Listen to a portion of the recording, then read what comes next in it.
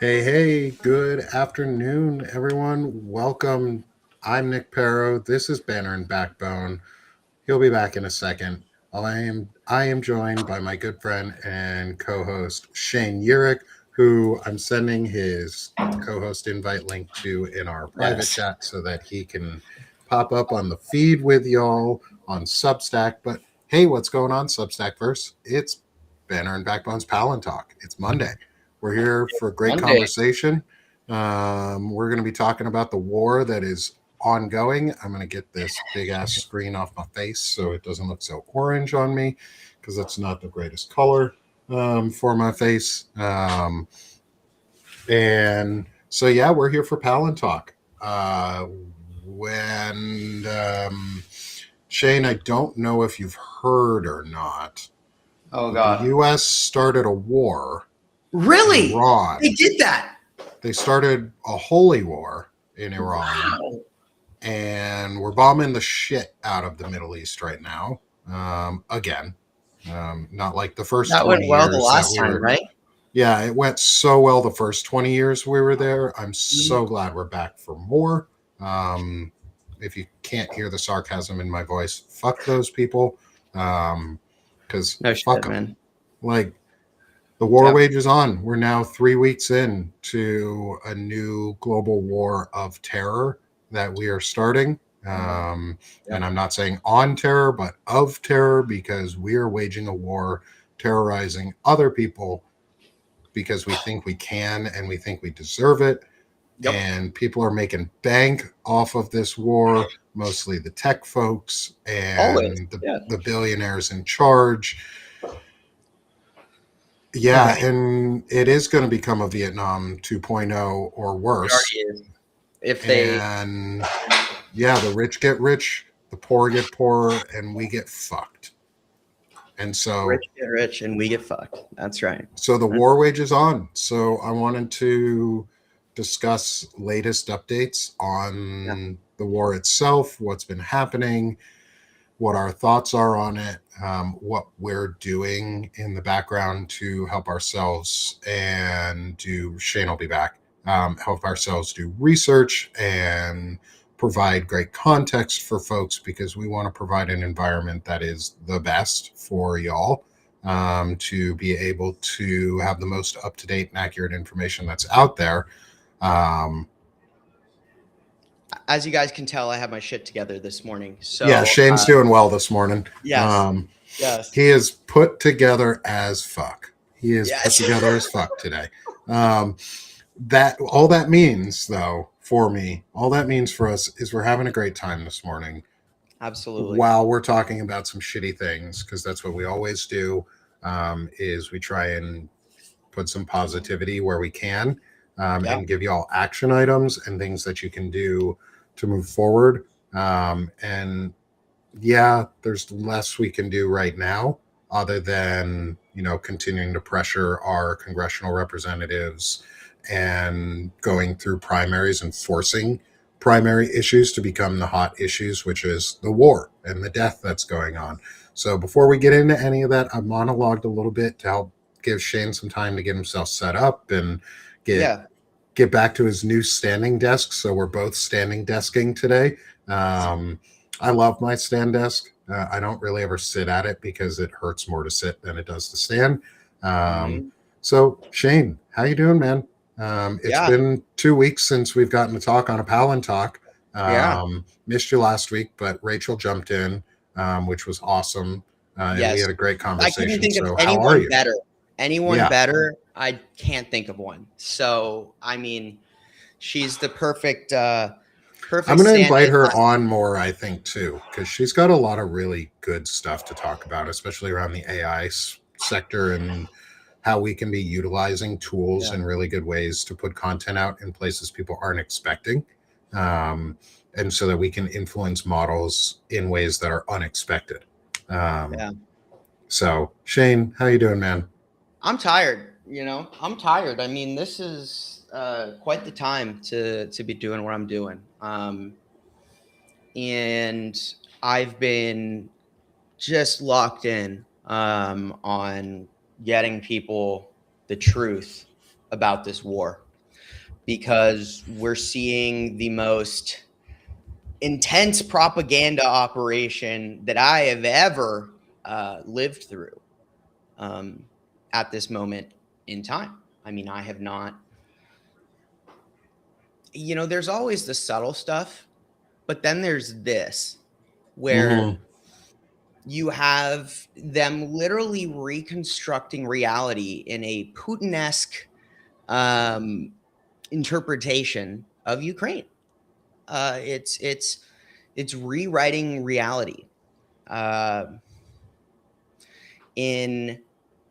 rewriting reality in real time while reality plays out, which is a strange thing to be watching, because the markets, the economy, diplomacy, they all take what these people say very seriously. The markets react to what Benjamin Netanyahu says. The price of oil will drop 7% because Trump says the war is over, even though people like me, who look at the war every day, can tell you that's so wildly untrue. In fact, we've never been farther from ending this war unless we just up and leave. The best thing they could do is declare total victory and turn around and leave. Which is honestly is a distinct possibility of our regime doing, because we live under I'm not demeaning anyone's mental health. We are under a psychopath right now. We are under a narcissistic individual who has put us all under a group psychopathy, and we are living in trauma together right now. Yeah. And this person, Donald Trump specifically, and Pete Hegseth and Stephen Miller, have true narcissistic personality disorders that can be seen and are being felt by everyone. And one of those things that happens is when they change their mind on things, things can drastically alter very quickly. And one of those, Trump has floated it, is maybe we just leave the Strait of Hormuz because we have domestic energy independence, which means we would have gone in, blown up a whole bunch of shit, killed a bunch of civilians, 150 plus at a girls' school on the first day. We 170. A fucking girls' school. Yeah. 7 to 12. We're killing civilians. We're destroying hospital and energy infrastructure in a country and a region. And it's just making things more expensive. And there's no goal. And the goal isn't hold the Strait of Hormuz, because Donald Trump claims we have total energy independence and we don't need it. And that now our allies must come in, who he's been bashing and threatening to take sovereign land of, saying, oh, you need to come and protect the Strait of Hormuz because we made it dangerous. And now you need to protect it if you want your ships to come through. Right. It's a bunch of fucking bullshit. And we've lost. The dumbest thing. It's the dumbest thing I've seen. Those of you who've been watching me for a while know that I have been talking about this war that shouldn't be a war for months. And I said all of the things that are going to happen in advance. So what I'm hearing is that me and Nick need to go and replace the Joint Chiefs of Staff, because clearly, apparently, all of our military know-how doesn't know anything. Because the one thing about this operation that is absolutely clear is the best path to victory is never starting the operation. There is no historical example of successful regime change through air power alone. Zero. Also, there's invading, Iraq or Afghanistan. And then there's invading Iran, which is it's a mountain fortress. It's like trying to take the dwarven stronghold from the dwarves. I mean, I'm serious. Everyone probably has heard of this. It's the mines of Moria, full of ballistic missiles. And they think they're going to bomb the mines of Moria out of existence. All they did was wake up the Balrog. And now, no Gandalf to be seen. So, what are you going to do? What are you going to do? They don't know. Like Nick said, they have no clear objectives to end the war. Zero. They just don't have it. And I don't see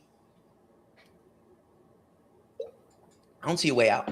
I don't see a way out short of declaring victory and leaving. And everything they're doing says to me that you are just doing the next best thing, as in like, well, there's no way we can win, sir, unless we do this. So here's where I think, give me your 2 cents on this, Nick, but this is where I think we're going. 2,500, 2,200 Marines, between 22 and 2,500. I've seen different numbers. So I'm going to state explicitly that I've seen different numbers because that's important. Between 2,200 and 2,500 Marines have been deployed from Okinawa. I believe it was the 32nd. Let me give you a full briefing on this part. I can give you the full breakdown here. Please do. So, ground and marine forces, status and posture. So I just so you all know, I use AI to help my research assistant as a research assistant, an aggregator, and aid. I use Claude. I switched off of ChatGPT. I do love Claude. I stopped paying for ChatGPT and I moved my money to Claude because Anthropic made a choice that we should be supporting. Do I support Anthropic overall as a company on everything? No, fuck no. But they made a very, very strong guardrail choice for ethics that said, we do not want to be part of the kill command. And the Pentagon said, well, fuck you. We don't like you anymore. And so I like Anthropic because they said, no, I don't want to be part of the kill command. And they put their foot down and said, no, we need guardrails and structural stability to ensure that there are true chain of command and we do not lose chain of authority on orders and understanding of where those orders came from and who issued them and how they got translated and what happened with them. They said no. They put their foot down. So I put my money towards them. And I used them with a very well thought out, very structured instruction manual from Rachel. I have an epistemic war report instruction guide that is like 40 something pages long of how to properly format, what are good choices for resources and research and sourcing and providing scores on like credibility and accuracy scores and providing age. Anthropic, which is Claude, CLAUDE.ai, Claude.ai. Not Clyde. Not Clyde. Claude. Yes, I know. I sometimes say words a little funny. I've got my own. No, I'm only saying that because that's my mom, and I'm giving her a particularly hard time because she does know how to spell Claude. So we got to give our parents shit sometimes. That's right. Okay, but going back, no, you're good, Kim. Okay. Is that I use this to help me do my research and then provide me some outlines so that I can then verify on information. And so let's just I'm going to give a full briefing on what I have pulled together from just on troop movement, on the troops that have been deployed and the carrier groups that are out there. And then Shane, I'll hand it back to you to ask your question. This is just an informational piece for us. Ground and marine forces, status and posture. Right now, there's no confirmed ground deployment of forces. However, we have the 31st Marine Expeditionary Unit, the MEU, which is the first strike group. They go in and they secure a foothold on the ground. They secure a beachhead. They secure a place where we can then put ground operations. That's what an MEU does. The 31st Marine Expeditionary Unit, that's what they do. There's roughly 2,200 of them. They're being dispatched to the Middle East on 3 ships. They were permanently deployed to Japan but are now ordered to head to the Middle East. The Trump and Hegseth have not ruled out putting boots on the ground, which means these Marines are going because there is a chance that they're going to get on the ground, which is probably pretty high. And my guess is Karg Island, where we have been hitting, because that's a place that can help control the Strait of Hormuz and take over the Iranian oil infrastructure. Next, we have the 82nd Airborne Division. They had orders for a training exercise that got abruptly canceled. There's no further word on what they are doing. However, their large training, they had a large unit training exercise which was canceled, and they're now probably put on standby, if not already on the way. Yeah, buddy. Not right now. And one that says, no, I'm right back. Interesting. I haven't heard about the airborne. Is this last 24 hours, 48? Do we know when? They have been set for about a week. I think it was almost 2 weeks. They've been told their training got canceled almost 2 weeks ago. So if anything, they're preparing for a mission and getting everything ready. I don't have any further information on what their posture is past that, but we do know that they canceled a major training exercise, which is very, very unusual. Military does not tend to cancel training exercises, especially ones like NTC or JRTC, which are the main training group or areas where they go and they train for combat situations. Those tend to be pre-deployment trainings or large just division level trainings where everybody goes out and they actually prepare for war. They do war games. If they're canceling things like that, that means they're probably preparing for troop movement somewhere overseas, which would be Iran or in the surrounding areas. So they have changed their tempo and their status. Next, we have U.S. Army drone deployment, which, Shane, you probably might have better figures on this, or more accurate figures on this, but from what I've read, and this is out of the defense, this is linked to the Defense News article, is the U.S. has deployed about 10,000 AI-powered Merops interceptor drones to the Middle East to counter Iranian UAV attacks. And so we are preparing for ground operations. We have not initiated ground operations. In that, we also have the largest deployment of American naval power since the Iraq War. So we now have the USS Abraham Lincoln, which is in the Arabian Sea, Persian Gulf, that has a carrier strike group 3 led by the Abraham Lincoln, is pressuring Iran from the southeast, and is part of the attrition and destroying the naval capabilities and the minesweepers and Iranian's naval forces. Next, we have the USS Gerald Ford, which is in the Red Sea. This has carrier strike Group 12. This has crossed the Suez Canal and now postured in the Red Sea, reportedly prepared to attack or defend should the Houthis attempt to join the ongoing war. So far, the Houthis have sat out for the most part. Dude, I'm telling you. They're waiting for something. They're waiting. They're waiting on orders. I know. They're okay. I've a lot to talk about with those. And then finally, And then finally, I want to get back to you so you can also ask your question here that you were prepping for. Finally is the USS George H.W. Bush, which is en route to the Eastern Mediterranean. And this is going to join the other 2 carrier strike groups, which puts a lot of naval assets in the region. A lot. So, Shane, now that we have some details around like our force movements and who's where, let's get back to what you were saying. So I mean, it is interesting, in particular the airborne. I will say the MEU, right? That's 5,000 personnel with sailors. Okay. And then they are coming with the amphibious landing vessel as well, the Tripoli. So, you just don't send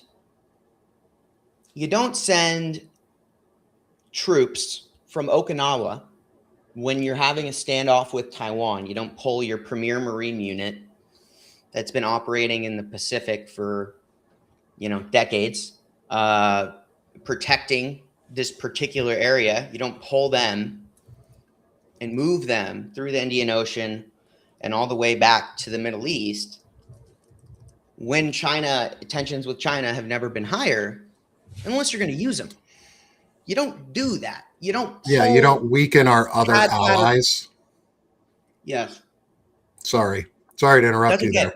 No, that's good. That's a good point. And that's actually a whole other discussion that we need to be having, is they are taking batteries from from South Korea.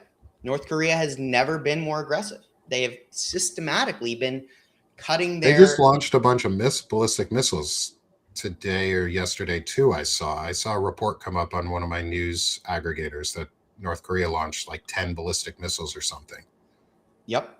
So you're exactly right. I mean, they've been actively dismantling just general channels for communication that we haven't seen in a long time. Like, he's been closing off these kind of... In the last year or so, he's pretty much said reunification, even though that was really never a thing. It has become more of it's become a not ever conclusion, right? And they pull the batteries from South Korea.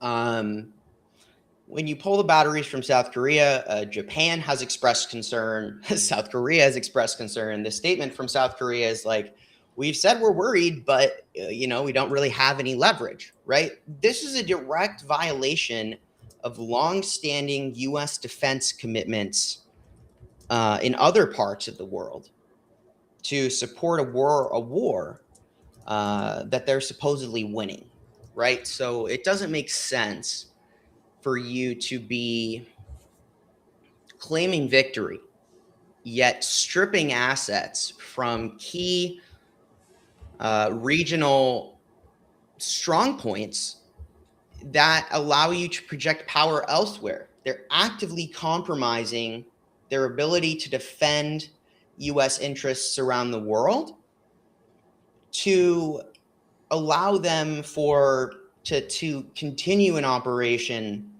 that is an epic foobar. And so when you look at this all in context, it's really kind of undeniable at this point that things are not going the way they want them to go. And that's something that I think, is pretty evident. I mean, they're not reporting realistically. They're not telling us what's going on. How much do you know about what's going on with the Iraqi militias, Nick? I have been specifically looking into the Kurds over any of the other militia groups because rather than other specific Iraqi militia groups or Iranian militia groups or other regional groups, because the Kurdish folks tend to get left out in all of these discussions, and we use them as pawns to be the quote tip of the spear, and then we leave them out to dry. And so the irony... Go ahead, please. So my analysis what I tend to focus right now on is like Kurdish analysis for where are they in all of this picture. And there's some interesting things I've noticed too on some of the maps for where the bombings have happened, what like regions are being attacked and why, and what the Kurds are doing and not doing right now, which is for the most part, they're not participating as best they can. It's interesting. They're in this weird spot because they know Iran has a history of massacring civilians. Not saying we don't either. We do. We definitely do in the US. Not to downplay severities of what we have done. Yeah. The Kurdish folks are really concerned, from what I've been reading, that if we have them start, or if they start attacking, we will just leave them. We'll leave them to be pounded and destroyed. The Israeli forces are focusing a lot of their fire on the northwest of Iraq, from what I've looked at, from the battle space maps that I've looked at, which tends to be a lot of the Kurdish region. And they're not attacking the Kurds themselves. The Israelis tend to work with the Kurdish forces. They always have. They use them as also as pawns in their games. But they are attacking regional centers to make it easier for the Kurds to attempt to rebel if they were given the right guarantees. And right now we haven't given them. And the Kurds span across multiple nations within the Middle East because we decided to regionalize nomadic groups and to stabilize nation areas because we're stupid and we didn't do it based on tribal regions. And the Western world fucked up the Middle East by carving out lines and saying these are now your countries. Nope. It's our fucking fault. Like, we caused all of this because we broke apart tribal groups and said, now you're parts of different countries. Good fucking luck. And so I've been following the Kurds because we worked with them in Afghanistan and Iraq, and we left them dry. We're working with them now, and we're going to leave them high and dry, and they're going to get fucking massacred because of it if they participate. And they know that. The Iranians know that. And so we need to. The problem is, if we pull out, if we do the thing that would actually be best for the US, which is not be involved in this region, we would leave the Kurds to die. And we can't do that. But I be honest, I actually stopped watching the Kurds, not because I was watching them, because I want to say it was like day 3. They're like, we're gonna have the CIA and Mossad. They're arming the Kurds. You know what Iran did is they started missile striking all of the Kurdish headquarters, all of the Kurdish military sites, everything. And there was like 2 days where they just bombed the shit out of the Kurds. And then the Kurds said, you know what? We're not doing it. Because the U.S., if you go to someone and say, hey, we need you to do a ground invasion for us. Okay. Like, you've kind of fucked us over in the past, but, we'll think about it. And then you get missile strike to hell and you get no help from your buddies who you're going to invade for. You might not do it. That's exactly what you saw happen. What is most interesting to me about this is everyone is looking at this, and I want to challenge everyone to look at this from a different perspective. Don't look at it as the United States and Israel versus Iran. Look at it as the United States and Israel versus the axis of Iran. Okay? The axis of Iran consists of Iran, the IRGC, and the Iranian government. You have the Houthis in Yemen. You have Hezbollah in Lebanon. You have the Iranian-backed Iraqi militias, particular Kataib Hezbollah, that recently just took, actually historic. We saw them publish drone FPV footage of them flying a FPV drone around a U.S. base in Iraq. We watched them do this. We see it. Baghdad, the international airport in Baghdad last night, 5 ballistic missiles impacted the international airport in Baghdad. At the same time, you have the Emirati embassy in Baghdad, I believe was hit.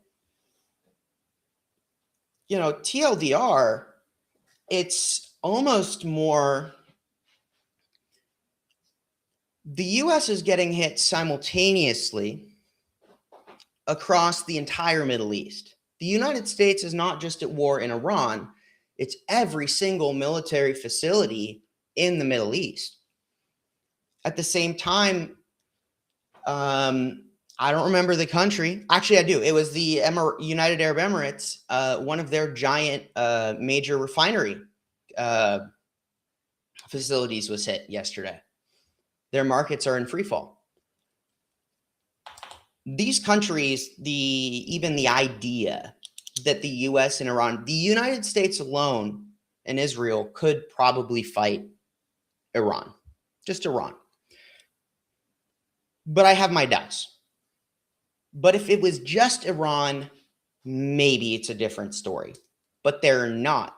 And the war that Iran is fighting is an asymmetrical war on American logistics and supply chain capabilities. The bases across the Middle East.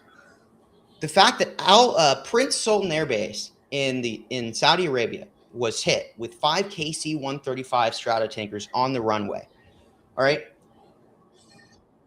Again, they don't publish the numbers. It's never all together. There's about 35 or so KC-135 Stratotankers that were moved to the Middle East to support this operation. In 72 hours, the United States lost 2, one entirely and the crew, which the U.S. Air Force doesn't provide parachutes. That's fucking criminal, to be honest with you. I don't even want to get into that, but that is criminal. And I can't imagine how those 4 airmen and 2 airwomen felt as they descended. They plunged from the air, knowing that they were dead. Horrific. Beyond that, you saw 2 lost, 1 grounded. I'm very proud to announce that I reported and shared that photo of that other KC-135 landed on the runway in Ben Gurion Airport in Tel Aviv before any mainstream media outlet did. In fact, I published it 20 minutes after the image came out. So it just goes to show, I guess, in a lot of ways that this information is available before anyone who's parroting mainstream media even, has looked at that information. But when you look at the hit, right, that hit cannot happen. You cannot run an air campaign and have your Stratotankers getting hit on the tarmac. They lost 30% of their tanker capacity in 72 hours. That's 25 to 30%. It's 25 to 30%.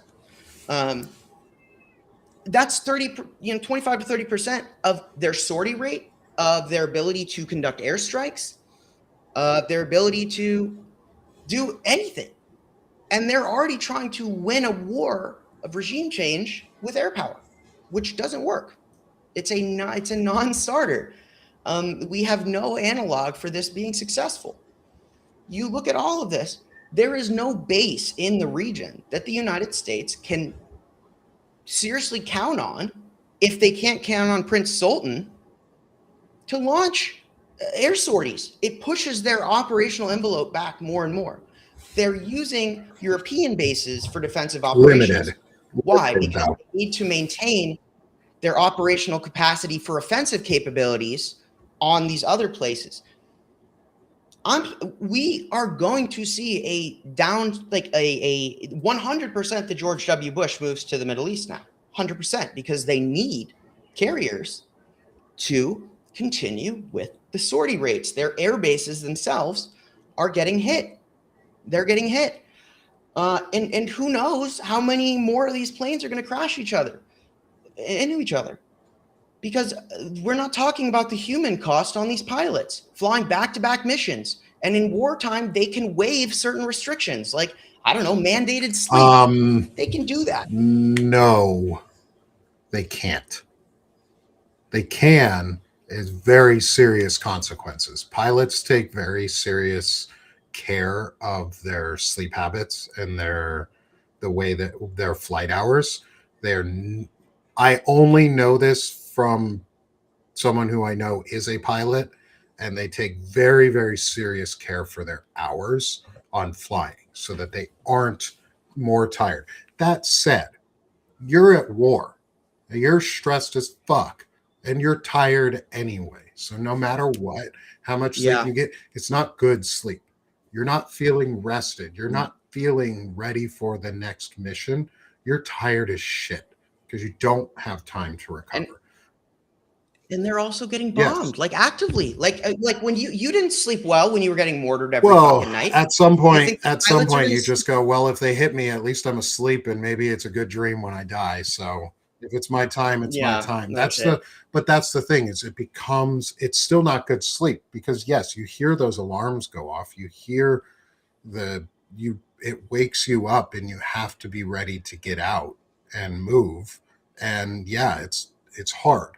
It's really hard. And you were talking about other regional forces and how things are progressing around the area. We talk a lot about just the Iran front of this war, but less coverage right now is the Yemen front, or not the Yemen front, the Hezbollah and Lebanon Lebanon. front, and how It's actually and huge. how Lebanon is responding to it, because their government is actually responding in a positive way to try and kick the rest of Hezbollah out. I think they're just tired of being fucking bombed all the time and attacked all the time, so they're making a change.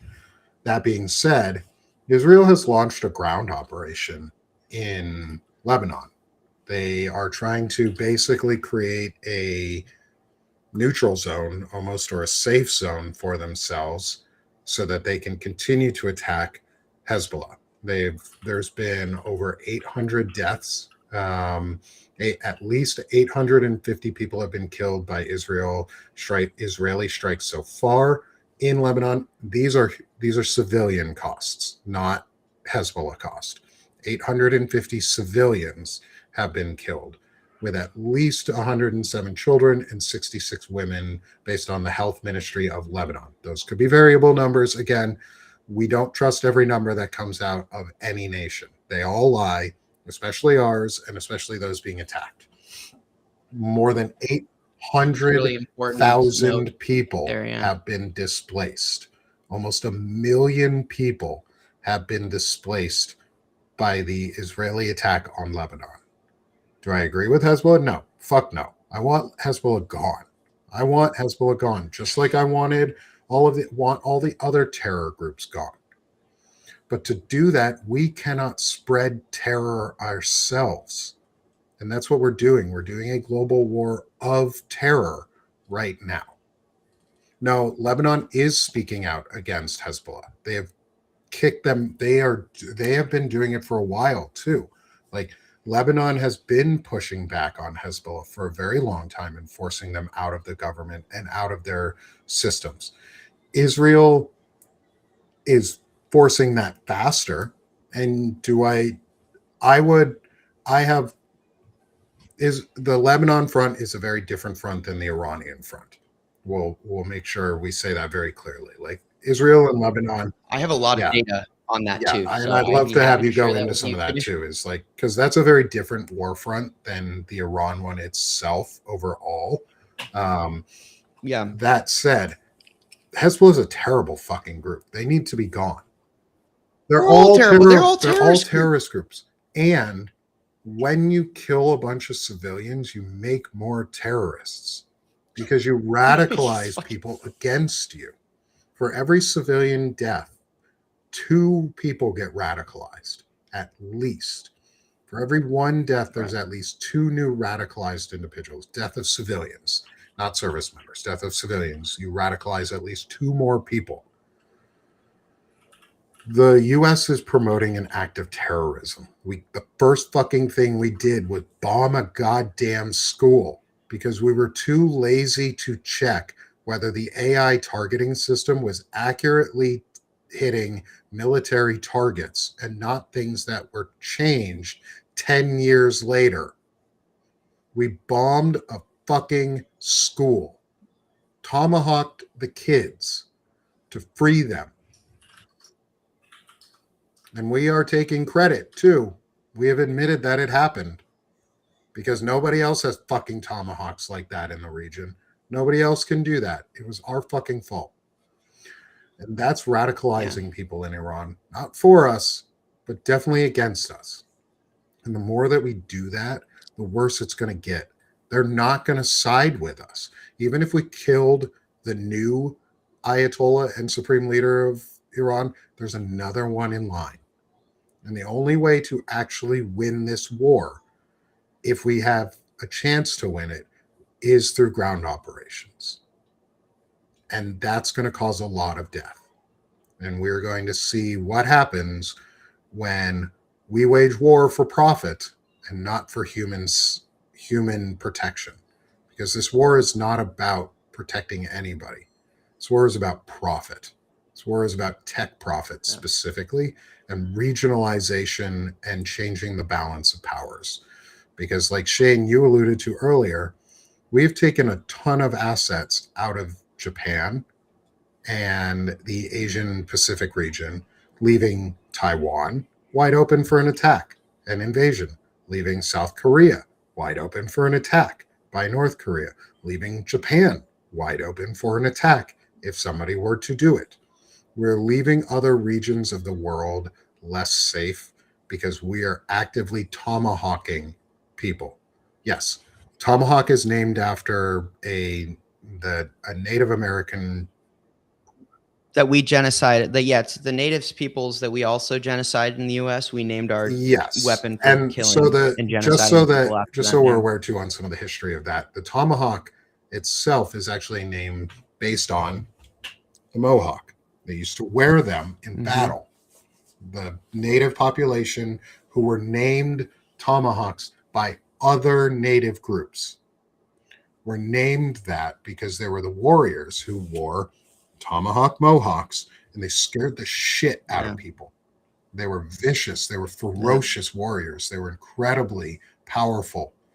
And they scared the shit out of you with giant ass tomahawks. And we appropriated that name. And yes, a lot of our killing machines are based on native tribal names and war groups from tribes. Yes, we did. We have some pretty vicious. We did that. We genocided them, and then we stole all of their shit. Yes. We thought their shit was cool. After, in hindsight, we thought it was cool. The but Apache, one of our most deadly air vehicles ever invented. Killing machine. They call them the dragons. The Iraqis called them like flame dragons or death dragons. Like, that's what they are. They come out of nowhere and they kill you and they leave. They shoot a lot of fire and they leave. That's what Apaches do. Also named after a tribal group. They are vicious. And so we are the bad guys right now, though, is what I'm trying to establish. We're being the bad guys. We're waging a war of terror on other countries to get them to do what we want. That's end of my soliloquy there, monologue there. No, that's good. That's a good one. I think it's true. It's like,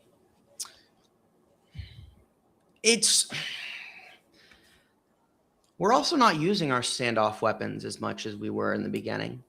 It's an important note. These are all just laser guided bombs, dumb bombs, right? They're just dropping bombs from planes. They're not launching cruise missiles at scale. They're not doing a lot of things that they were doing in the beginning. I guarantee you that when they gamed this out, 3 weeks was never even a scenario. It was decapitate, regime collapse, and leave. Exploit the chaos. That was the plan, right? And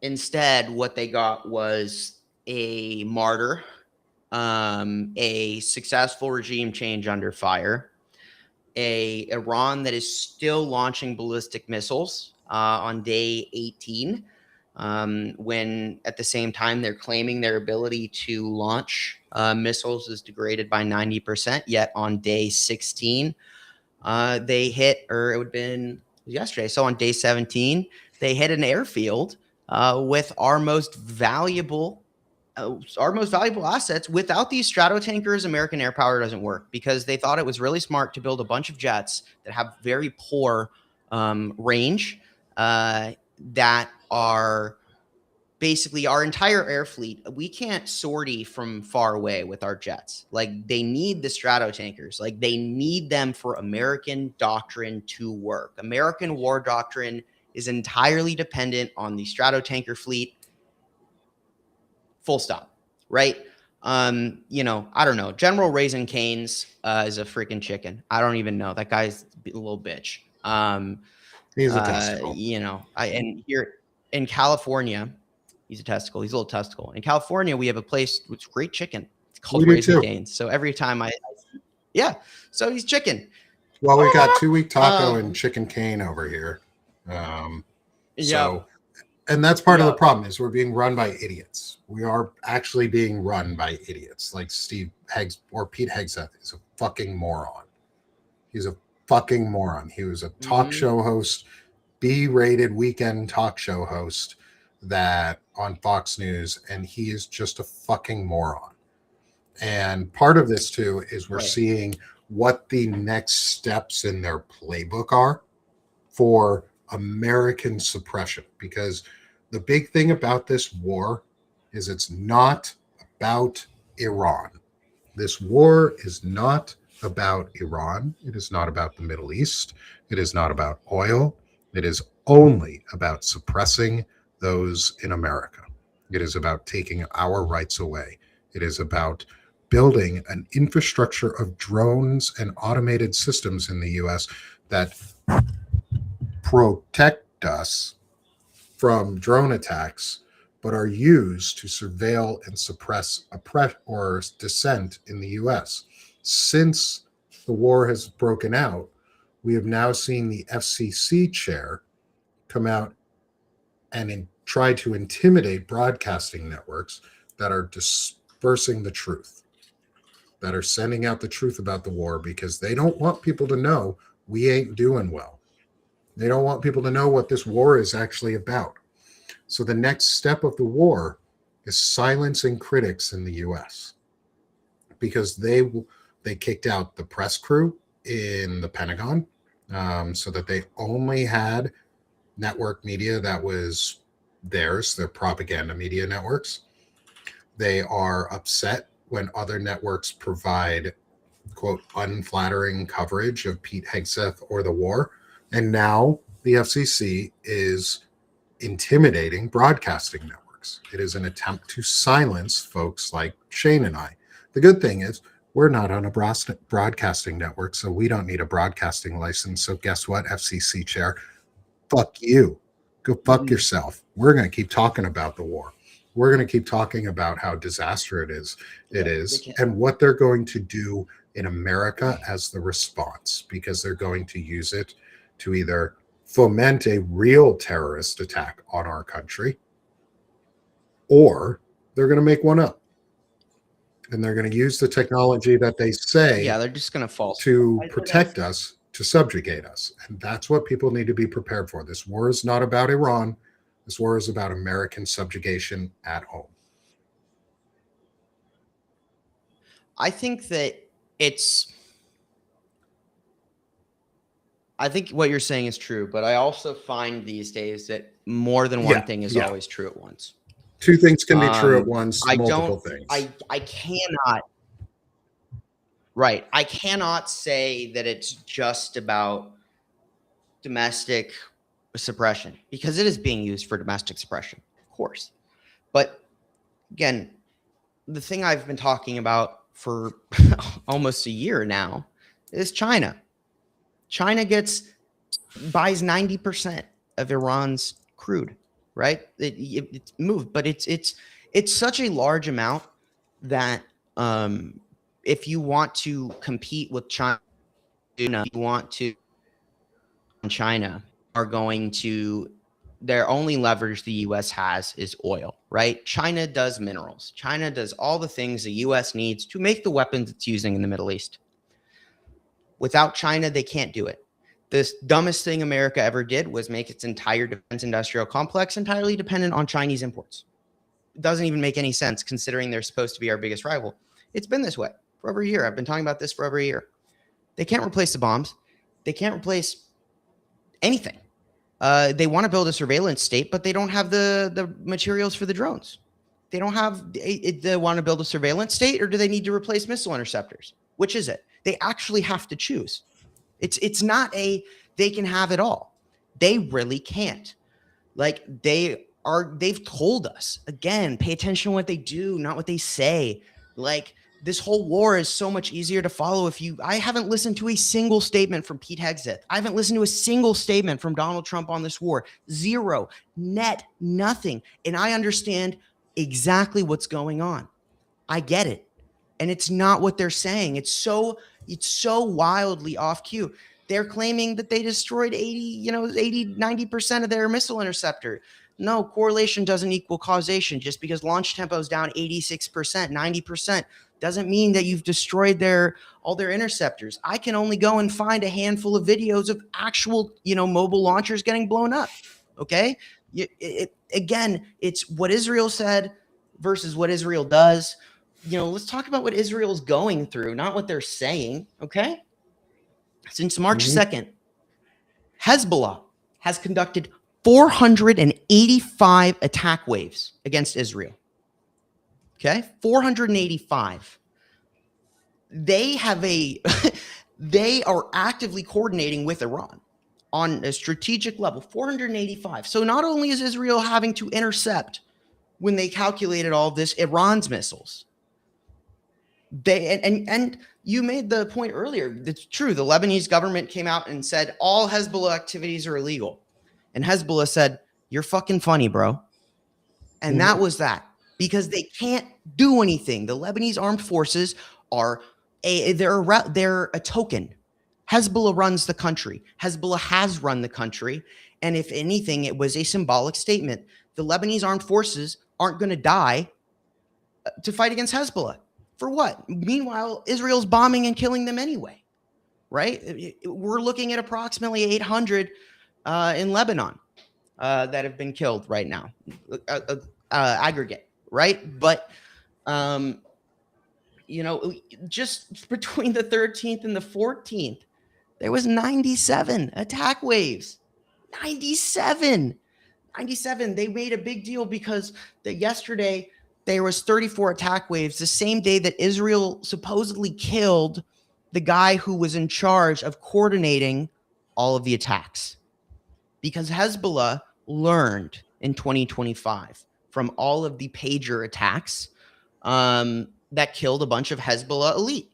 So what they did is they reorganized. They operate now as decentralized cells. They use radio and runners. They have set up a contingency where each leader has 4 different deputies that can step up immediately because they learned from the past. The assumption that these people, and here's the Israeli-American assumption, these people are savages. They're a primitive people. They're brown people. They're Palestinians. And they're not. They're tacticians. They're soldiers. They're strategists. If I'm Iran, because here's how I look at this war. How do I beat America? Not how does America win? How do I beat America? You know how I beat America? I go for their eyes. I don't go for their fists. I know they're going to hit me hard. I cannot stop them. I know everything above the ground is going to be leveled. Full stop. I know it's going to happen. I can't compete. So what do? I spend the 5 weeks before the war distributing my mobile launchers, close to 500 of them, all across. I change my launch doctrine from silo-specific launches to using a tunnel network to quickly drive out and transport missiles around the country, drive them out quickly, launch them, and move them back in. You win by not losing. But furthermore, the first thing I do is I make a ground invasion impossible. It's the first thing I do. How do I do that? I hit their central command node. I hit the U.S. Navy base in Bahrain. I hit the 5th Fleet headquarters. I take out their C2, their satellite terminals, the heart, okay? Not that there's not redundancy, but, the command node. I hit that. And then I hit their air bases. I hit their radars on their air bases. I degrade their air defense envelope. I force them to pull additional assets into the region, like from, Okinawa and South Korea. I force them to expend interceptors on a large level. And then I let it go. I let it draw out. I sit in my bunkers. I know you're going to blow it up. I know you're going to blow it all up. I also know that I have all of my proxies. So I'm going to maybe use one or two in the beginning. I'm going to use Hezbollah first because they're going to put direct pressure on Israel.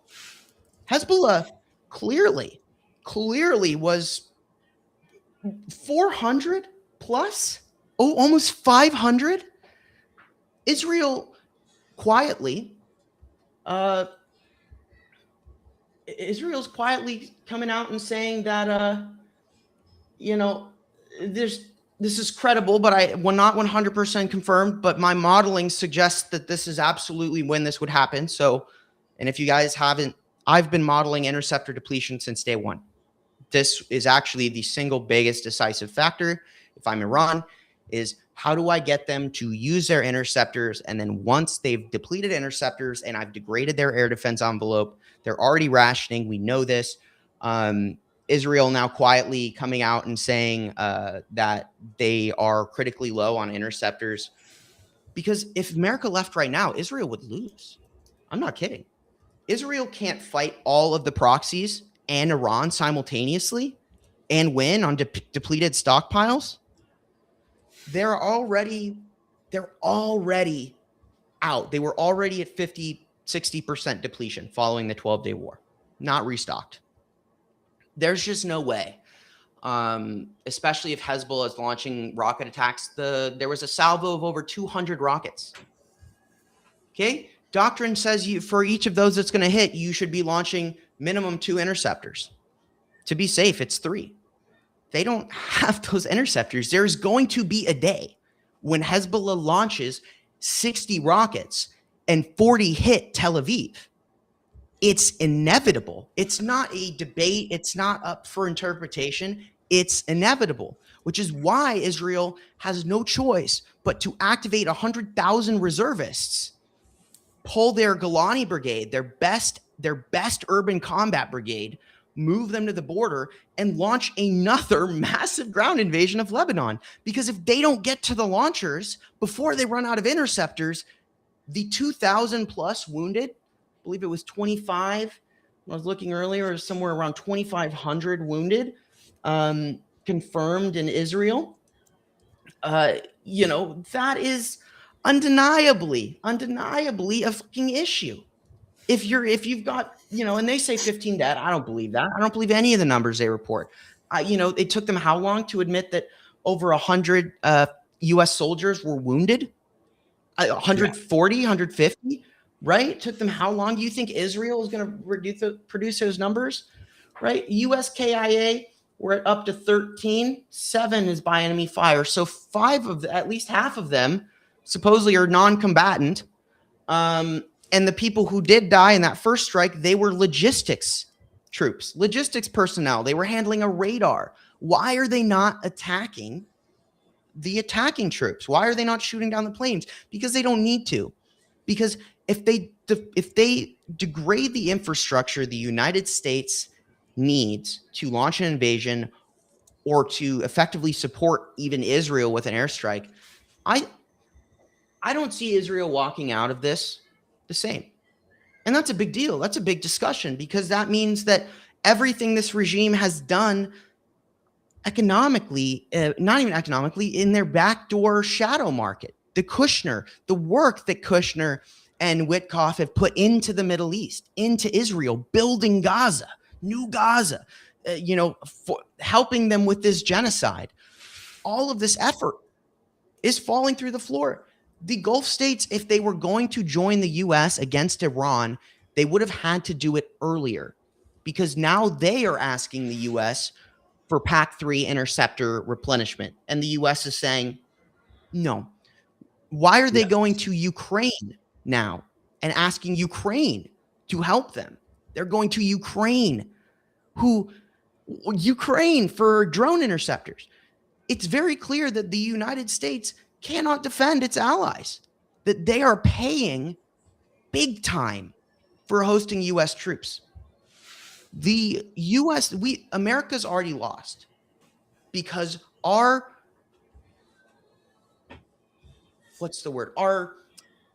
aura, or our forward-facing, this is how you see us, of global dominance, if you got our protection, you're untouchable, is shattered.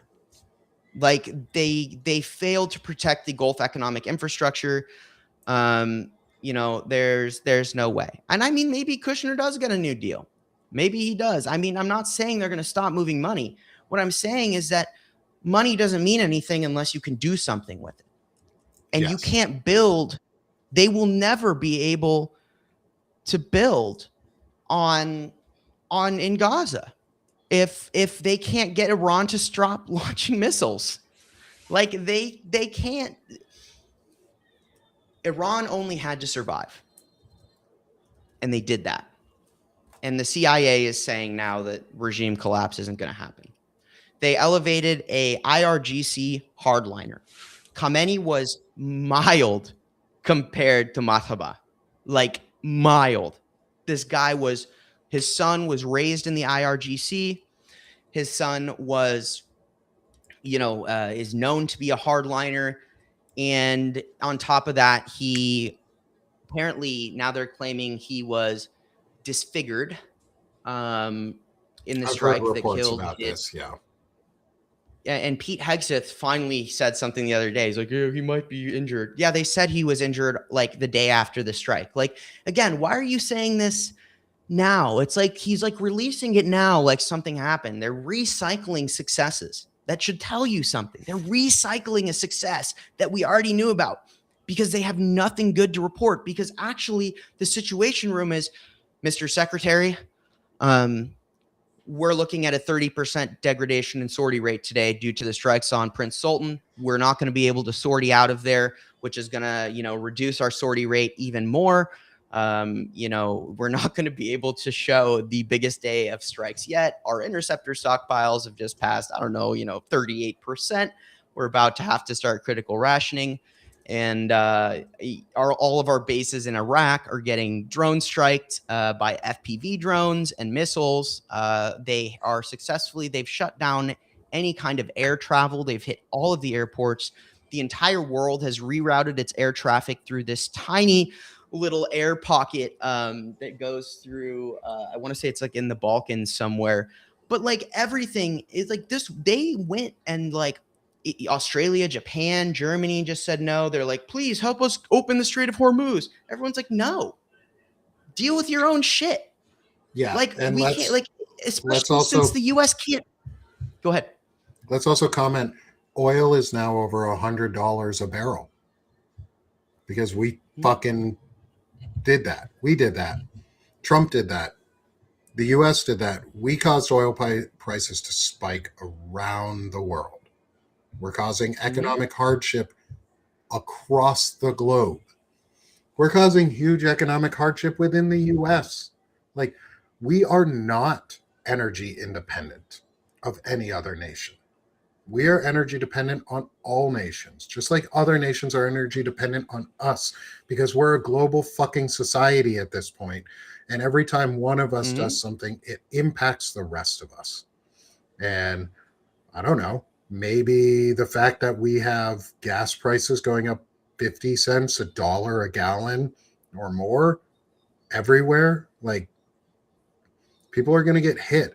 And what we're trying to help do too is show how fucking stupid this war actually is and the damage it's doing to us here at home too.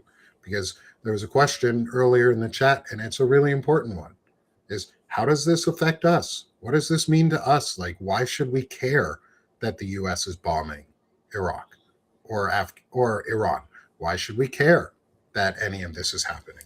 Well, we should care because when we do run out of munitions, the next thing that will happen is they will nationalize manufacturing systems and stop producing goods and start producing munitions. They will shift to a wartime economy, which means munitions will be the main product that we export from companies that should be producing goods for sale and for consumption within the US and around the world. Our economy will tank because of it.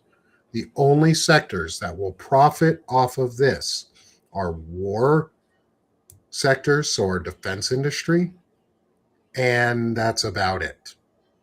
Everyone else is going to suffer. The tech bros and the defense industry, which are the same thing now, are going to skyrocket in their profits. Everybody else is going to get hurt. And then it puts regional tension between us and our allies because Donald Trump has been assailing our allies in NATO, saying that we're going to take over sovereign nations such as Greenland, which is part of NATO, because it's under the Danish crown. It is one of their sovereign states, and it is a nation within NATO. Now we're asking our NATO partners to protect us and to protect what we caused in the Strait of Hormuz. And they're saying no. They don't want to participate in the fuck up that we caused because we're hurting them, and it's only going to get worse, and it's going to skyrocket their prices. We're also not talking about any of the environmental cost of burning oil or ships or just shit going into the ocean and the destruction that we're causing to the environment and the amount of pollutants we're putting inside. But part of this is meant to destroy more of the US economy. This is meant to destroy the US economy. And it's working because people are getting hit real hard, real fast. And it's only going to get worse when they start changing manufacturing from supplies and goods to munitions and arms. And that has happened in the US, and it will happen again. You know, that's an interesting thing because I agree on the principle, but I don't think it's technically possible. I really don't think it's technically possible. Like, I don't think they have friend-shored enough to rebuild the U.S. defense manufacturing base. I don't think why are they creating a critical U.S. reserve? Why is the Pentagon, allocating billions of dollars to buy these things? Like, shouldn't the Pentagon already have these things? These are stopgap measures. These are, oh shit, I fucked up measures. These are, oh, I'm going to crash the precious metals market in the United States to buy up privately owned metals because I can't import them.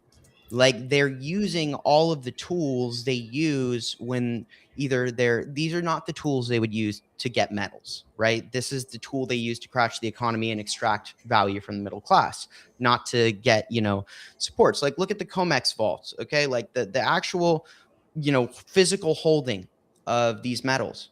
They're 30% of actual physical to their obligations. Okay. Like, they can't do it. If they were going to do it, they would have already ramped up the production because they're behind. Like, they straight up said, Lockheed Martin said, yeah, you're not getting any more THAAD interceptors till 2027. And we know how the Pentagon works. We know how the defense contractors work. They just push it out every year. They could say we're investing $500 billion in U.S. defense manufacturing. So you did. Where are you going to buy the steel? Because the steel you need, it comes from China. And you're literally gatekeeping their oil. You're literally attacking Iran. You are fucking with their shit all over the world. They are fighting a Cold War against China. Meanwhile, Russia scams them, simultaneously taking advantage of the Trump regime and using them against their own allies. They're actively assisting Iran in this war with intelligence. At the same time, Russia's losing in Ukraine. Big time. Big time. It's crazy, actually. Like, it's not even funny. They've lost months, maybe years of territory in a matter of weeks. When the Starlink was cut off in February, this is not your traditional, we just need to get, the resources to do it. There's no avenue because they created this situation because they were greedy. Because they were greedy 20 years ago and they could offshore everything to China, and they did. That's why I can't go get a manufacturing job easily as a young person. I can't go and work because that was never even something I didn't have that opportunity. Young people go into service. That's what you do. You go and get a service job. Most people you talk to that are older, they didn't do that. They didn't all go work a service job. They would go and learn some sort of a trade. You could why can't I, if I really wanted to go and build ships, there's not that many jobs in the US to go and build ships. Like, it's not like it's atrophied. And not only that, but they cut their own umbilical for defense manufacturing. They went and started a tariff war with China before they had figured out how exactly they were going to replace Chinese imports to build their drones. It's like I was saying, why did they open up the coal? I mean, clean coal. No, I mean, it's because they can't build the factories, the facilities they want here.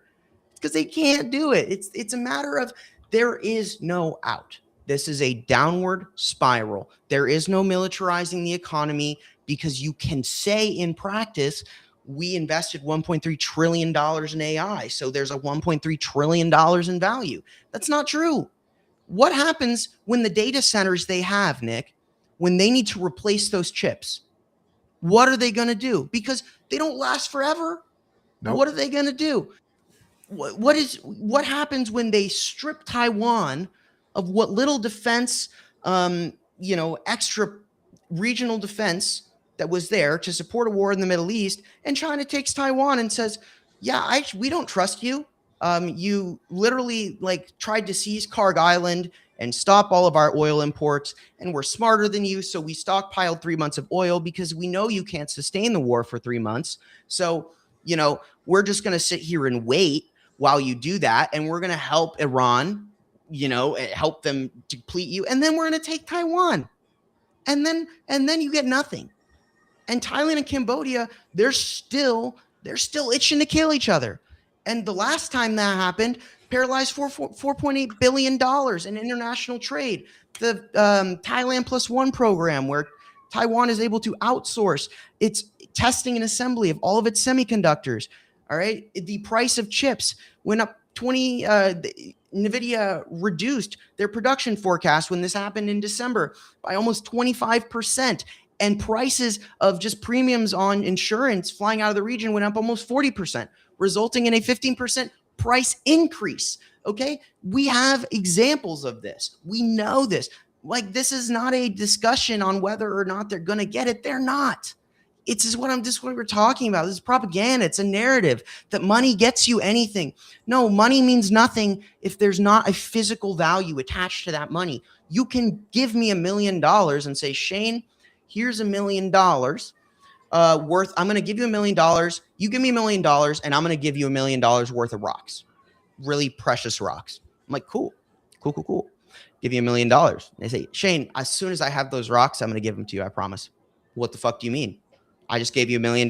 Well, your investment's still there. It still holds. You still own $1 million worth of rocks. You just don't have it right now. Well, that doesn't help me. That doesn't do anything. I just gave you $1 million for jack shit. The relationship with India. Okay. Well, India is the 4th biggest economy. And now what has the United States gone and done? They are super dependent on Iranian oil. If we think our energy crisis is bad, that's even worse there. It doesn't matter. The limitation is scarcity.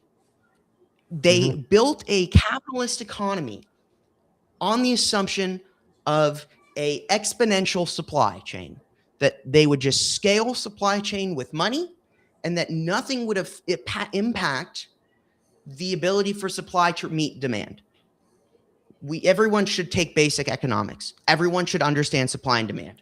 Demand has so far outstretched supply because we are entering or in arguably a state of world war. I would say we're in a state of world war, to be honest with you.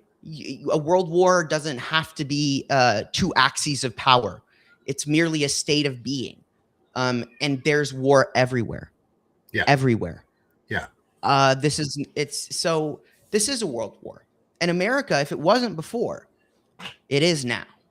Because the globe is on fire, and it's not slowing down. You think the situation in Iran and the Middle East is going to help the Sahel? It's going to make things better in the Red Sea, where you have Nigeria and Ethiopia and Eritrea and the UAE and Israel and Sudan all fighting over, Sudan, why is everyone Sudan? They've pulled more gold out of Sudan year over year as the civil war has gone on. So despite the fact that famine has gotten worse, humanitarian conditions are awful, it's because the reason the war in Sudan can't end is because the UAE processes all of that gold. And then that gold goes to Switzerland and refines it. That gold goes to Switzerland. And that's the backbone of the gold commodity, is the exploitation and genocide of the Sudanese people, as the UAE uses the RSF to extract the gold that is the fundamental investment backbone of the global gold trade. If you stop the war in Sudan and you penalize the UAE, then the entire commodities market falls through the floor. So the world is dependent on exploitation and genocide to even maintain this. It doesn't work in practice in the long term. And I think that's where, if there's a takeaway from today, what I really want, you to think about is stop listening to the press conferences, stop looking at the briefings, or stop listening to, USA Today, or, whatever. You want a good idea, come listen to me. I don't read that shit. I go to open source intelligence. I go to the videos. I go to the flight tracking data. And I cross-reference across 7 to 8 different sources. And I just give you what's happening, not what they're saying. And I'll tell you what's going on. What you're getting isn't news. It's the propaganda. The propaganda machine's in full swing, folks. This is exactly what I would expect. If we were looking at that situation, it's exactly what Nick would expect if he was looking at this situation. This is fascism. And this is a war that maybe they thought would be over quickly, and they probably thought it would be over quickly. They'd look big and strong. They'd use it to stiff arm the Middle East. We just protected you guys, give us more money, right? And we just hit Iran, and we weakened China, and now we can, manipulate the oil in the Middle East. Of course, that was, the intent, but didn't work out that way. So now, as things get worse at home, they're going to pivot. They're going to say, okay, well, we need to suppress the public because we're in a war that's so unpopular. And I don't know, man. I was watching that. Did you see that clip with Scott Bessent where he left and came back in the middle of that interview? And he left, went into the Situation Room for 90 minutes, comes back. And he makes a statement, something along the lines of, my teenage, and he was going to say my teenage son, but he stopped himself. He said, my teenager is considering military service. And I would trust my kid with my kid's life with these people. They really care. And then he said, the operation is proceeding well, yada, yada, yada. Right. So, that to me was why are you putting draft and you're, it reads draft to me. Why are you even saying that? And who is that statement for? Is it for you? You think, and it's are you thinking about your kid? Right? They just walked you out of the room, and either something happened that was so horrific that it made him think about his own son, right? Young people, right? His own son. Or they said there's going to be a draft. And, what's even crazier is I was looking at this. You do an analysis of this. There's certain steps that have precursed every single draft in U.S. history. There's things they do. And they just passed a new draft service. There's a name for it. They just passed a new one this year, which they always do. They always overfund the selective service system. In advance of a larger scale draft. They get the pipes moving. They'll do a smaller draft before they do a larger draft. And they've done those things. And then I see that interview and I ask myself, Scott Bessent is a really good, and when I say good, I mean he's a good bullshitter. He lies for a living. He does not. His body posture, he's not uncomfortable. He's confident. He stands up there and he lies to the world about the American economy. That's what he does. He's an expert. to see his composure so whacked out, especially with what he was saying, maybe things are worse. Like, are they considering a draft? How do you do that? The U.S. fleet that we use to transport everything, our airlift capacity could only do, it's less than 20%. I remember that much, but it's less than 20%, which means the other half of it needs to be moved by sea. Well, that fleet that we use, it's going to be, half of it's going to be inoperable by 2035. Okay. The independent analysis before the war on whether or not the U.S. logistics system could support an extended invasion of any kind was already verifiably by independent think tanks. They'd come out and say it's not possible. By their own standards, it's not possible. This war is not possible. This war shouldn't have happened. All America had the ability to do was be a standoff deterrent. It's a one-trick pony. And not only have they shown the trick, but we're also seeing that just like Russian doctrine in their attempts to invade Ukraine, American military doctrine does not hold up against a adaptive, asymmetrical enemy who has been preparing for precisely this for the last 50 plus years. I wouldn't expect anything different. Like the Pentagon, the Joint Chiefs told them not to do it.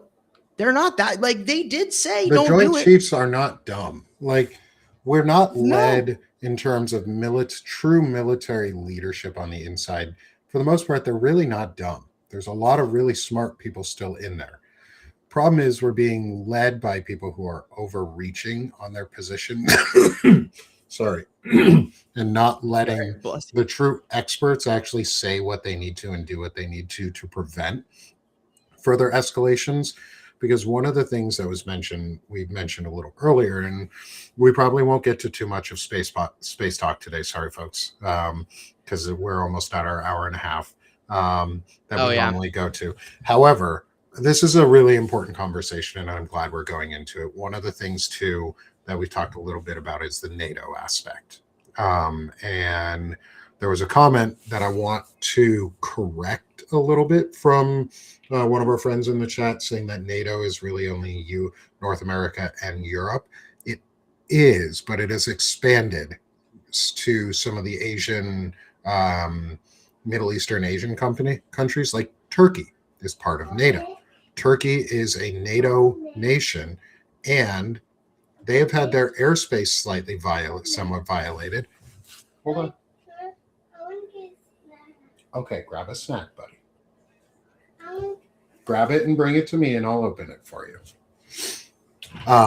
Is over the last 24 hours or the last few days at most, Turkey's airspace was violated by an Iranian interceptor. And it entered Turkish airspace. Turkey is part of NATO. If Turkey were to be attacked, they could claim Article 4, which would be when one of us is attacked, all of us are attacked. The only nation that's ever claimed Article 4 powers is the U.S. It was after 9/11 when we said we were attacked and everybody came to our aid. What we need to be looking out for in some of this, too, is Turkey is kind of unreliable and is kind of NATO light at most. They push back on a lot of real NATO action and policies and agreements and ideas. And we need to look out for not only attacks on U.S. soil, but attacks on NATO ally soil, such as Turkey, on purpose to draw our NATO allies in to a conflict that, one, they don't want to be a part of, and two, leaves the entire European Eastern Front open.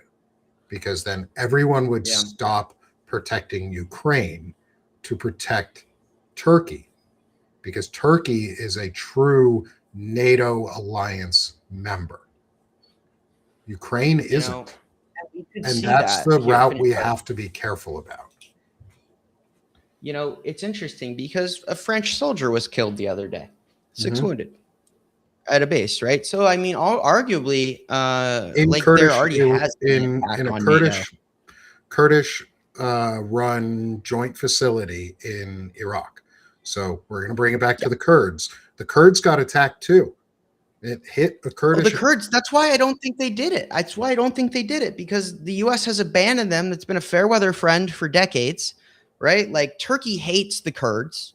So it's not even when the U.S. supports, the SDF and all that in Turkey too. Like the Kurds, they don't like them. The Turkey's been fighting its own Kurdish problem for decades, right? So to your point, but like again, the French soldiers were killed before the UK and Germany now have declined to send ships. If the UK and Germany aren't going to do it, France isn't going to do it. And to your point, they can't, because they have Russia. It's not even a matter of can they. Yes. And sorry, I want to correct myself.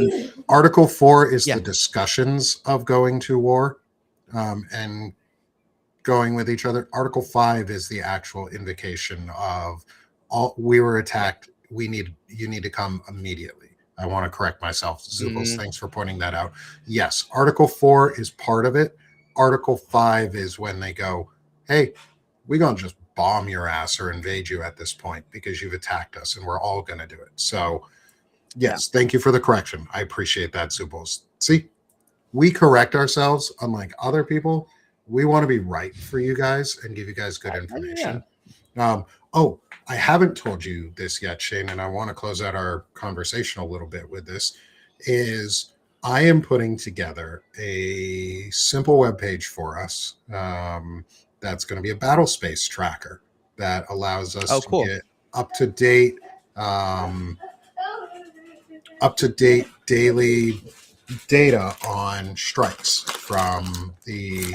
Nice. No, you cannot have my turtle. There you go. Go eat your chips. Oh no, go eat your chips. Is I'm putting together I want to put together a little battle space map that gives us our own data-driven battle space map of strikes in the region, where they're at, when they've hit, and so that we can provide you guys clear, trusted information that you know where it's coming from, well sourced, well documented, and then we can provide that back to you. So when people are asked what's going on, we can say, hey, this is what has happened today. These are and Shane does an incredible job at it already. This can help add to his work and his research. This can help add to other folks being able to support in research and providing truthful content. Because right now it's 1 million voices are needed. Like millions of us need to be speaking out in whatever ways we can. And if you're a good analyst and you like looking at data, or you're a good aggregator and you like creating maps and different, if you're a good data analyst, come help us out. Like data analysts, you're needed right now. The ability to aggregate all this data and pull this together safely would be a great tool. So data analysts, come reach out. But if you like analyzing things and discussing what's going on in these situations, then come reach out and talk to us, because we want tools and tech that are available for everybody to be able to get accuracy, because we're fighting through an information war. This is like Shane said, and as others have talked about, is we're in a global war. We're not in a unified global war, but the globe is at war. People in the globe are at war all over the place. Every continent basically is in some sort of war, except for maybe South America. Nope. And they're only not in war. No, we're in war in Ecuador now. Oh yeah, they're in war on two fronts, because Venezuela and Ecuador. Because of us, we're at war with everybody. We're exporting war, and we can push back on it. We can fight back. We can continue to tell the truth. We can continue to document everything, because even if it doesn't feel like what we're doing right now is helping, it really is. It's putting together the body of evidence and documentation and details that are going to be used for accountability. Shane is creating a documented record of strikes and of waste, of fraud, abuse, of death, of killing and murder. Shane is putting that record together. We're putting that record together. You all in our audience are helping us put that record together. And the bigger and the larger of a record, and the more voluminous and the more accurate we have, the more we can hold them accountable. And so we want to put that record together with y'all. And so come join us. Come join us here. Come support us, and continue to be a part of this community with us. And I'm going to shift over to our final scene instead of scrolling through all of the rest. Is first, let's start with come support network, come support Banner and Backbone. We are, as Shane smashes everything, we are building this network so everybody can get truth, can get facts, can be prepared, can understand what's going on that around them in the world, and can be armed with the truth. And so come support Banner and Backbone so that we can do that. We're putting together these tools, not just for us, but for all of y'all. And we really, really appreciate the community that you have built up around us and the support that you have provided us through this. We really treasure it. It's amazing. It is literally what keeps me going, is the support and the community, is being able to see that what we're doing is actually helping and people find it valuable. And if you find what we're doing valuable, come support us, please. Help us grow and help us become part of help us become one of the new media networks that really takes over the sphere and gives you real truthful reporting. And one of those people that is part of that, as I find his QR code somewhere in this list of QR codes that I have 10,000 QR codes for, is Shane. Is come support my friend, my good friend, my brother, Shane Yirak. He reports, guys, so before I'm a gloat on you for a second. Okay. All right. This dude puts out really, really good information daily, often hourly, maybe even less, maybe even like minute by minute sometimes. Sometimes puts out really good content, really detailed, really thorough analysis, really good understanding of what's going on. And he breaks the war down. He's breaking the war in Ukraine down, the wars in Africa, the wars around the world. He is breaking them all down and putting a really solid, trusted reasoning and analysis behind him. And I trust the work that Shane puts out, and I value his friendship and his support, and I think you guys all should too. So come join Shane at the Firebrand Project. Be a paid or free subscriber. But I'll let Shane talk about himself a little bit too. But I just wanted to say, come support my friend, my brother. Thank you, man. He's been here with me. We're on episode 31 now or some shit. We've been doing this for 30 plus weeks, guys. Come help support Shane, continue to grow and continue to do this. Brother, I'll hand it over to you to finish selling yourself or promoting yourself as best you can. Yeah, so Nick said it pretty well, but you guys have been on this journey with me. You know that I've changed to fill the gaps where I think I can be of the most use. My commitment is to global democracy. It's not just to America. I'm a global citizen. I care about this planet. I care about every human on it. I care about ethical reporting. I care about giving you guys the information. And my commitment to you is this. I will provide you with, verifiable, transparent analysis and real-time data. I'm committed to providing citizens and citizens alike the information they need to be successful in unpacking what's going on. I don't want to just be a journalist you follow. I want to be a place you can go to be a journalist. And for you to walk away with what you need to make real decisions and make real decisions in your life based on the information you're getting, to conduct your own operations, to be able to stand on this data and say, this is good. I can use this. Like I saw there's some of the biggest news aggregators, and I'm not going to name drop, but I'm just one of the biggest people in the world. He posted the wrong number. The reason that I said 2,200 to 2,500 is because someone who has hundreds of millions of followers said 2,500. It's the wrong number. My number was 2,200. And I shouldn't have doubted myself because I saw someone, post the other day that it was 2,500, and that's not even the accurate number. Honestly, it's closer to 5,000 because they don't even count the sailors. So how many people are really being exposed? I've pretty much pivoted to covering Iran, it's a lot. It's like a full-time job, covering this war. There is a lot to decide, a lot to cover, and I'm trying to kind of organize and to be able to give you guys everything I've been giving you. Obviously, my live schedule and whatnot has changed a little bit. I think going maybe not today because I'm live now and I still have to write everything and get you guys briefed. But I think this week, definitely Friday, you're going to see me again, and we're going to get back into our live reports. I just need to figure out continue broadcasting it on Banner and Backbone. Yes, of course. I need to figure out how to cover 8 wars. We need, so hard. What he's saying is we need 7 of you to jump in and support Shane and Banner and Backbone. And that way each day we can have one of you supporting a war and talking about it. Yeah. Once a day. Like I would rather have a human analyst than a Claude any day. So a human doesn't use a tremendous amount of energy that compromises my children, my even unborn children, and Nick's born children's future.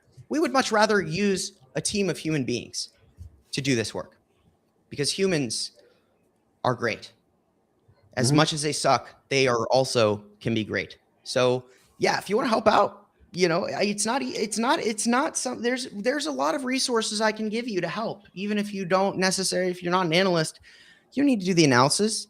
You just go and look at X websites every day and send X away. So yeah, that's totally something you can do, but I'm trying to figure all this out for you guys. I'm trying to make it so that I can cover it all for you. And I'm super grateful for everyone's support. There was a little bit of a shakeup, and things were a little weird for a while, and so I kind of stepped back and was reevaluating where I can best help everyone out and be true to each and every one of you and your support of my work. And I think you found doing that. I'm still committed to doing that.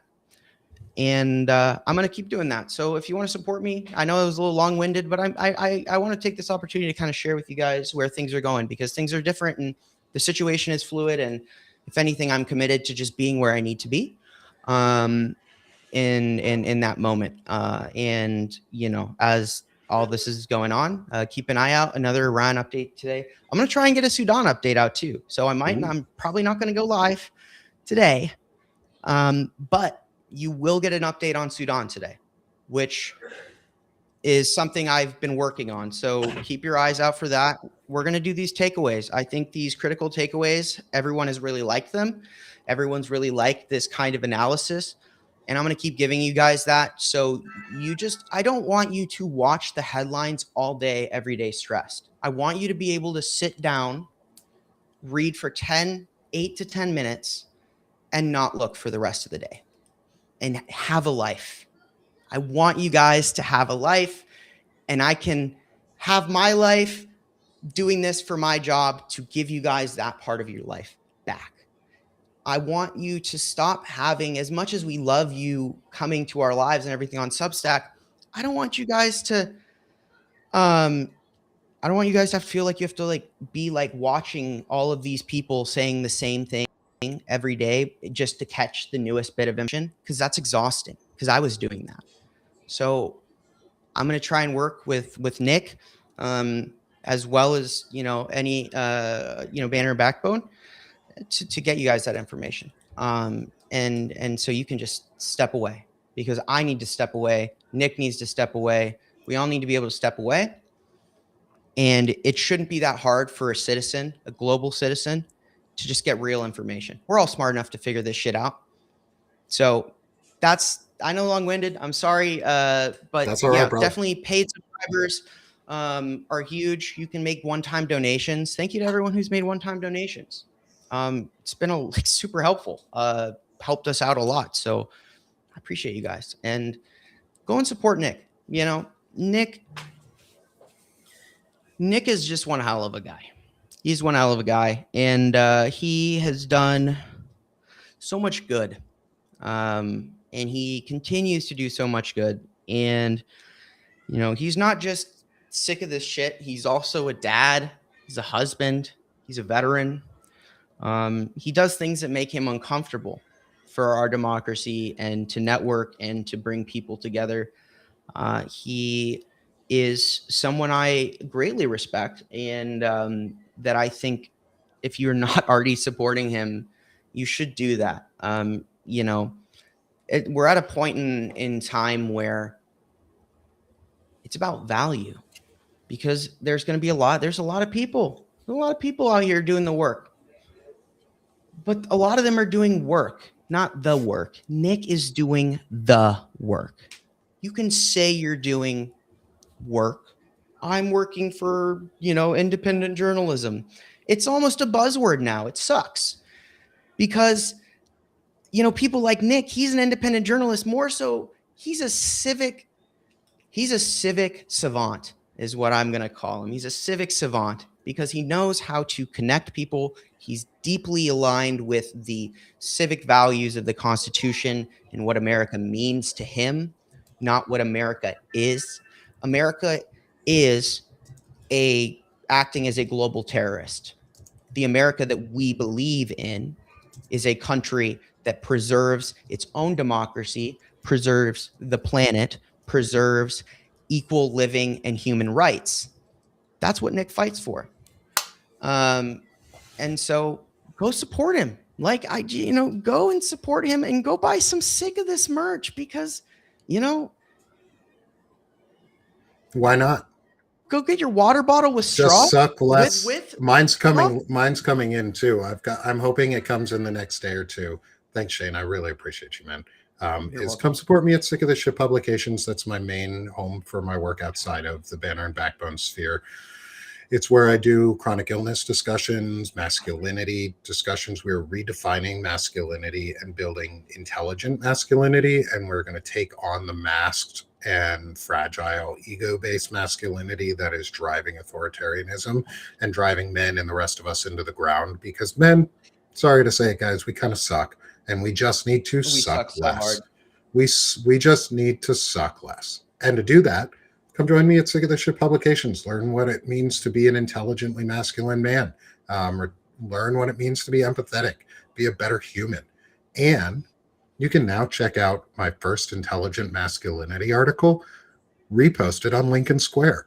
So I am getting out there. My articles are getting out there. The intelligent masculinity articles have now started being reposted on both Centered America and Lincoln Square, which means people are reading them.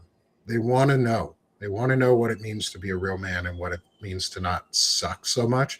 Make a manosphere that sucks less. Make a manosphere that's better for all of us, and change the culture of men so that we're better for everyone, including ourselves, because we need it. And that's me. That's Sick of This Shit Publications. That's what I do. I'm trying to create a space specifically around masculinity and chronic illness discussions, and a place where people can feel welcome. So come join me there. Come become a paid or free subscriber. We've gotten some new paid subscribers today, especially after the release of the article with Lincoln Square. So please continue to become a paid subscriber. That not only keeps the lights on so that we can host these shows and I can pay for the services that allow us to do research and to host these platforms, because they are not free. The division of labor that is required through service-based purchases is not free, and it's not cheap, but it's worth it. And your subscriptions go to make those things possible, and then they go to put food on my table, because that's what I need. I need to put food on the table, but I also want to give you guys something real. This is me. This is who I am in person. This is who I am online. I'm no different than anything else that I am in person, and We have lovely ADHD side discussions. It's fun to be a part of the community where you get to talk about yourself and your experiences, and people share in the joy of them, and we build them together. That's what Sick of This Shit Publications is. We're trying to suck less and do more. And then again, finally, last call of action, come join Banner and Backbone again. Like, this will make this possible. As we grow, the larger this audience and community becomes, the more power we have.